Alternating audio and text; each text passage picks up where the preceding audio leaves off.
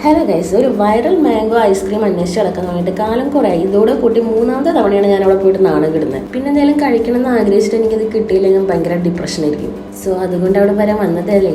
നോക്കിയപ്പോൾ ഇറാനിൽ നിന്നും വന്ന കുറച്ച് പ്രൊഡക്റ്റ് അവിടെ ഇരിക്കുന്നത് കണ്ടു, ഐസ്ക്രീം ചിപ്സ്.